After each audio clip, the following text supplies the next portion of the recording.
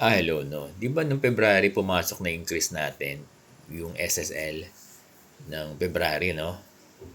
Tapos, March, ay nakuha na rin natin yung differential, differential natin. Retroactive, no? ng January. Isang buwan. Meron pa palang mga division no, nakakalungkot na hindi pa raw nagre-reflect doon sa kanilang payroll, yung differential. So kung di pa nagre-reflect yan, hindi nyo pa nakukuha yung differential nyo ng January, February, March, April, May. Mag-June na. Dami yung pera, no? Kahit na hindi naman kalakihan, dapat mag-reflect na yan. Kasi yung mga teachers, gagamitin yan sa loan. Kapag nag-reflect na yan dun sa kanilang payslip, pwede na nilang i-renew yung loan na yan. At yung 1,000, di ba? Magkano ba nalo-loan nyo dyan? Sa 1,000. Meron bang 50,000? Parang meron eh. Ang nakakalungkot napakatagal na. Nagbigay na lahat. Halos lahat. Tapos yung division nyo, wala pang differential. O hindi pa nagre-reflect doon sa payslip nyo o sa payroll nyo. Kasi kung teacher 1 ka, ang increase din yan ay nasa 1,2, 1,3. So nakakalungkot, no? Nakakalungkot na may mga division na ganyan, Parang hindi na talaga pinabayaan na yung mga teachers nila eh. Nakakalungkot, hindi na inayos. Alam niyo, napaka-imposible na bukod tangin na yung division nyo ay walang budget dito sa sa SSL. 6, no? Nakakalungkot. Na-burp pa ako. Isang guro lang yung nag-chat na ganito eh. Sabihin, isang division lang kayo dyan.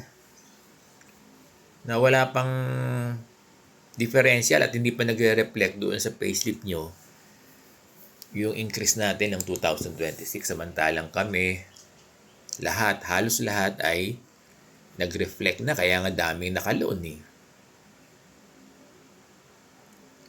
Nakakalungkot naman yung division, no? Meron pa po palang division na hindi pa raw kayo nagbibigay ng ng salary ng increase.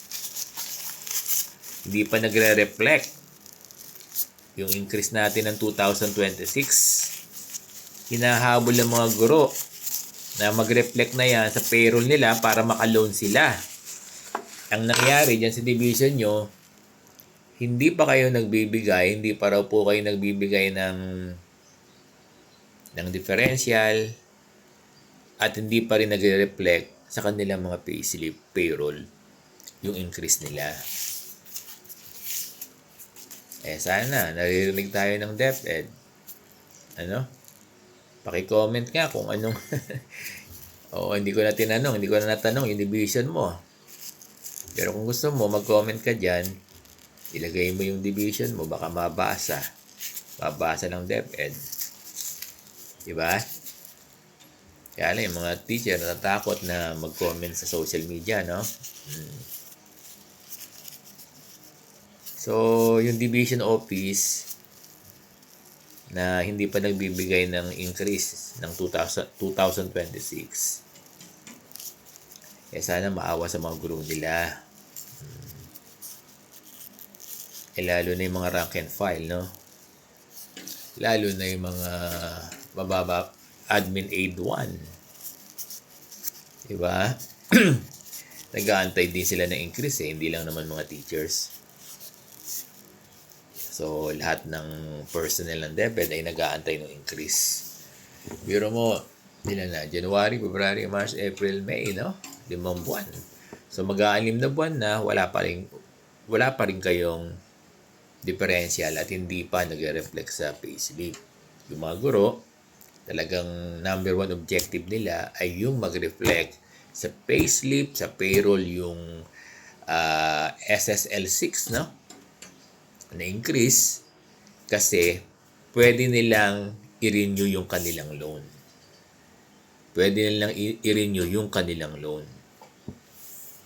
At sana maihabol para sa pasukan ay magkakaroon sila ng pera na gagamitin sa pag-aaral, sa pagpapa-enroll, sa pambili ng gamit, school supplies ng kanilang mga anak.